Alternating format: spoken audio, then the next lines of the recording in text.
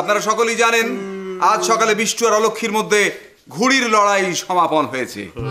সেই ঘুড়ির লড়াই আপনাদের জ্ঞাতার্থে জানিয়ে রাখি, বিষ্টু আর অলক্ষী দুজনেই জয়লাভ করেছে। কাল বিশ্বকর্মা পুজোর সায়ান্নে এই মঞ্চে বিষ্টু আর অলক্ষীকে আমরা বিজয়ী হিসেবে ঘোষণা করে তাদের হাতে পুরস্কার তুলে দেব। না না, এইসব তো এই অনুষ্ঠান সূচিতে ছিল না। তুই কি তোর নিজের ইচ্ছে মতো করে পুজোর অনুষ্ঠান করবি? এক মিনিট এক্ষেত্রে আমি ওমাদের বিরোধিতা করছি এবং এজকাকে সমর্থন করছি। তার কারণ আমার মনে হয় এবং ইয়েকে একটা পুরস্কার দেওয়া উচিত, বিষ্টু আর অলক্ষীকে একটা পুরস্কার দেওয়া উচিত। তার কারণ হলো বিষ্টুতে প্রথমবার এই তো জেলার মতো করে হলেও অলক্ষীর এই জয়টাকে মেনে নিয়েছে। বাবা পরিষ্কার করে বল না, কি পুরস্কার দেওয়া হবে? আর পুরস্কার দেখে এলাম বাগচি বাড়িতে সিংহ মার্কা ঘুড়ি বার করেছে ওড়াবে বলে। ওই ঘুড়ি জমিদার বাড়ির ঘুড়ি। যে যে বছর কাটা পড়তো সেটা এই নৈহাটিতেই সেটা পুরস্কার দেয়া হতো।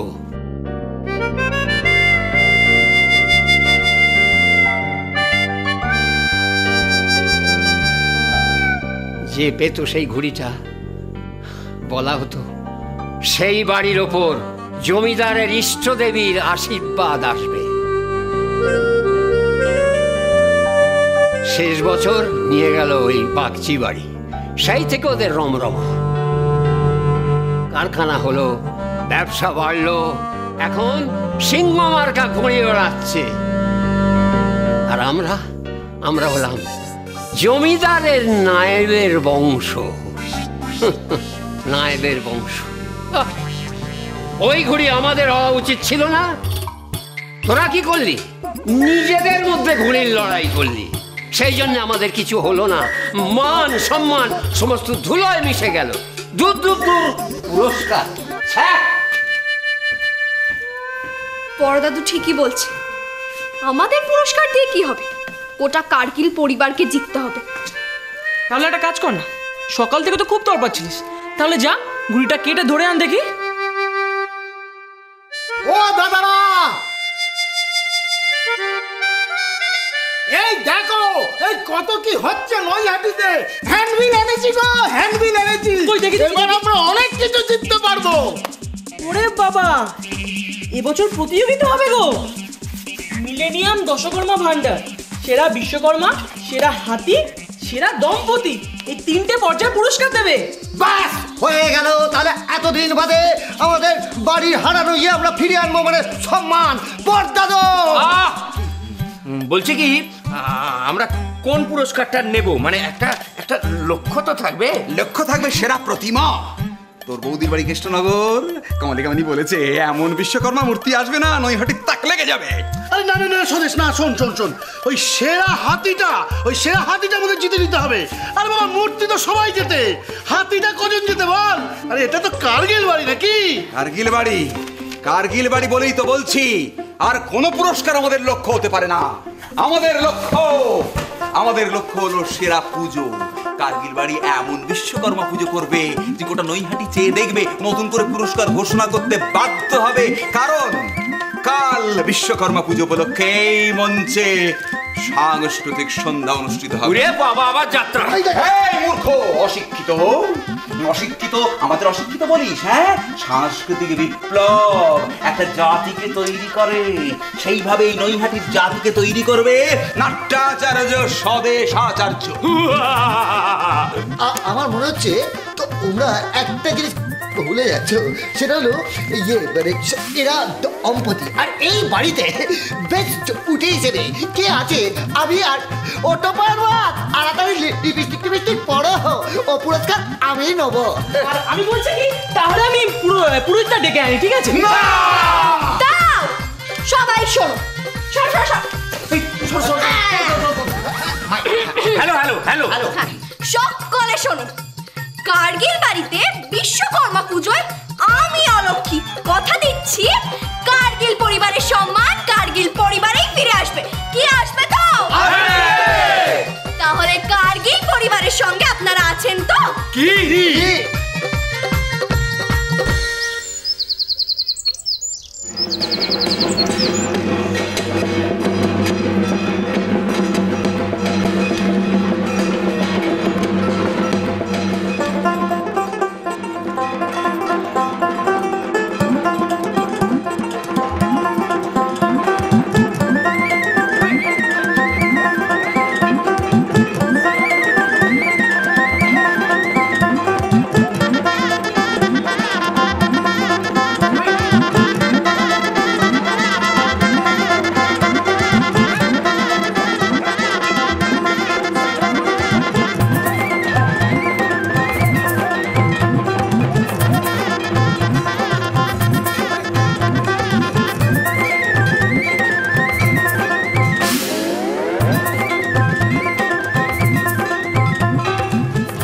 বাবা, কি দেখলাম? কার্গিল বাড়িতে পুজো, তাও বিশ্বকর্মা। বাবা, 3 ভাই একসঙ্গে মূর্তি নিয়ে যাচ্ছে। এ দৃশ্য নৈহাটি থেকে দেখতে হলো। জয় বাবা বিশ্বকর্মা, যন্ত্র বাড়িতে যন্ত্রের দেবতায় স্থান পাক। না, গিন্নিকে খবরটা দিতে হচ্ছে। যাই। ও গিন্নি, গিন্নি, ও গিন্নি, আরে গেলে শোনো শোনো।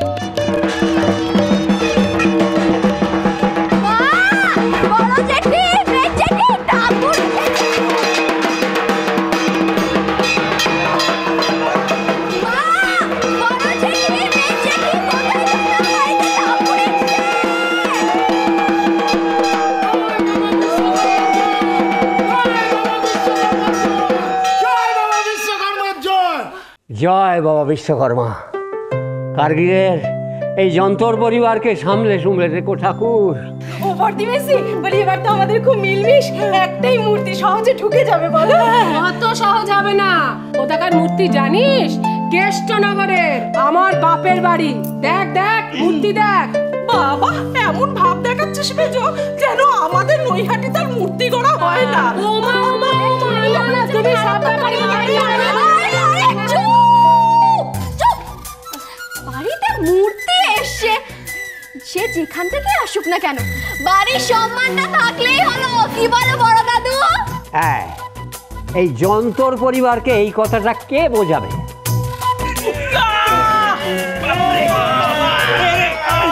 আরে কি কি বলছি কি আমরা না হয় ওমেশ দা, আমরা না হয় ঠাকুর নিয়ে ঢুকে যাবো, কিন্তু ঠাকুরের সঙ্গে আবার ওদিকে দাদাও তো রয়েছে, ঢুকতে পারবে? ওই দেখো অমনি সবসময় দাদার দোষ না। বলছি ঠাকুরটা, এই ধর ঠাকুরটা তোলার সময় তো তখন দাদা দাদা, এখন আমার দোষ দিচ্ছিস না? আরে বাবা, এটা তো ঝগড়ার কি আছে? তোমার বড় চেহারা, তুমি বড় ঠাকুর তুলতে পারবে, আমি পারবো না। তোমায় এখন যেতে বলেছি, তুমি যাও না। ঝগড়া নয়, ওই দাদা একটা কাজ করো, তুমি মাথার দিকটা ধরো, আমরা তো পায়ের দিকটা ধরেই আছি, হেলিয়ে দিই। মাথার দিক পায়ের দিক করে ঠাকুর নিয়ে গেলে হাতিটা থাকবে তো ঠিক মতো? এই মনে রাখিস কিন্তু হাতি কিন্তু আমাদের কম্পিটিশনে আছে। তাহলে একটা কাজ করো না, হাতিটাকে বলো আগে হেঁটে ঢুকে যেতে, পরে আমরা ঢোকাচ্ছি ঠাকুর। তুই কি ভেবেছিস? কি আমাকে বোকা ভেবেছিস নাকি? দাদাকে বোকা ভেবেছিস? হাতি নেওয়া যায় নাকি?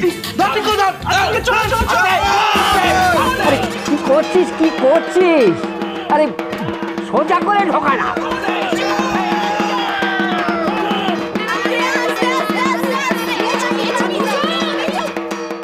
মূর্তির যেন কিছু না হয়। মূর্তি আমার বাপের বাড়ির।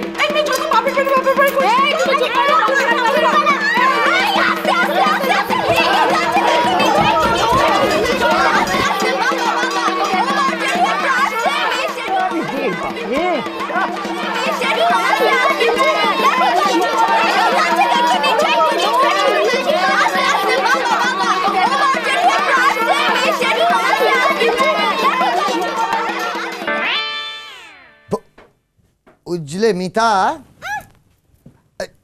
আমরাই না এরা হব, ওই দম্পতি বুঝলে, কেননা তোমার আর আমার মতো জুটি সারা ইয়েতে নেই, মানে ওই হাঁটিতে নেই। সে তো নিশ্চয়ই প্রাণনাথ। বুঝতে পারছো না মিতা, এমন ভাবে যে গুজে ইয়েদের সামনে দাঁড়াবো না, বিচারকদের সামনে, একবারে তাকলেই যাবে, পুরস্কার আমরা পাবোই। কিন্তু কি পোজ নি বলো তো? মানে সাবিত্রীর দেশে তোমার একটু সেবা করে দেবো। কি সেবা? পদ সেবা। এখন বান্দার তার আমলে পড়ে রয়েছে। আমাকে এমন বলবে না। এই দেখো কি সুন্দর পোজ। একবার হাত দাও, কাঁধে হাত দাও। হ্যাঁ, গলায় একটা গামছা পরিয়ে দিলে দারুণ। ও চলো, এ তো আমার দাদুর বাবার ছবি দেখেছিলাম, কাঁধে হাতে। শুনো, এমন কিছু একটা করতে হবে। এই দেখো না, তোমার জন্যই তো ইয়ে এনেছি, মালা। বস উঠে এইবার দেখো না, তাই তোমার মালাটা পরিয়ে দিই। ঠিক করে গুঁজো কিন্তু। ক্লিপ দাও। ইলিপ দাঁড়াও না, গুঁজে দিই। দেখো না, যখন দুজনে মিলে পাশাপাশি দাঁড়াবো না, ঠিক মনে হবে আমি রোগা দিলীপ কুমার আর তুমি মোটা সায়রা।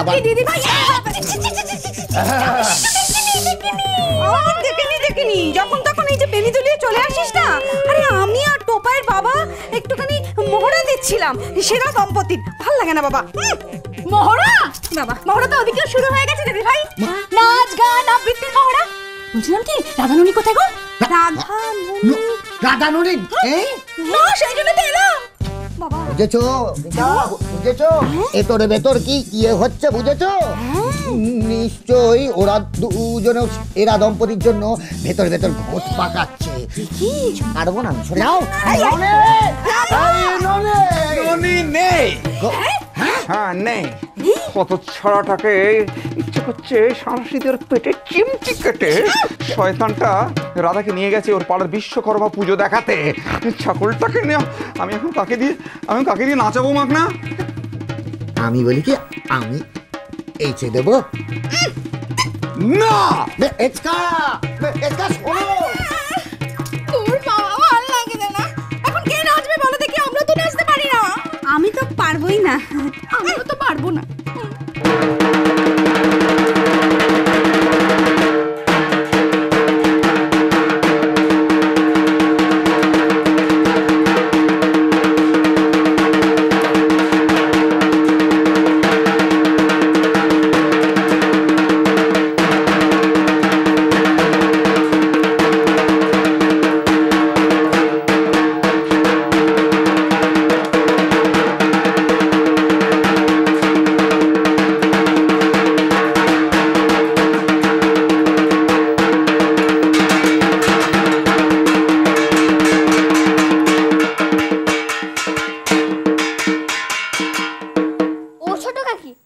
কাসর বাজাবে আর আমরা নাচবো। কাকি বাজাবে কাসর, জমবে নাচে আসর। তো কাকি কিছু পারে নাকি? আমার সঙ্গে তাল দিয়ে কাসর ঘন্টা বাজানো অত সোজা নয়। হ্যাঁ টোপাই দে তো।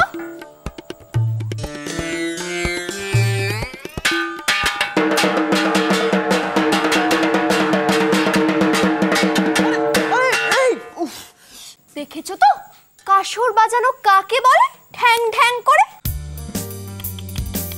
এই বাজিটাও তুমি হেরে গেলে। যাও যাও যাও, ঢাকি কাকার থেকে কি করে বাজাতে হয় ঢাকটা শিখে নাও। আর কিছু নয় হোক, ঢাক বাজিয়ে সংসারটা চালাতে পারবে।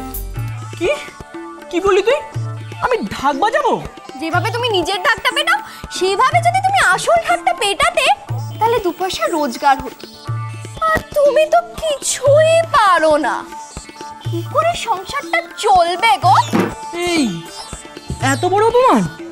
দাঁড়া রে, আমি দেখিয়ে দেবো আমি কি কি করতে পারি। মেজেটু, আজ সন্ধ্যাবেলা অনুষ্ঠান হবে না? না না না, তুই চুপ কর। পাগলের মতো বুদ্ধি দিচ্ছে আমাকে, পিন্ডি চটকে দিচ্ছে একবার, উল্টো পাল্টা বুদ্ধি দেয়। রাধাকে দিয়ে নাচানো যায় না, রাধা নাচ জানে না, তাকে নাচ শিখিয়ে আমাদের অনুষ্ঠান নাচাবো এ হতে পারে কখনো?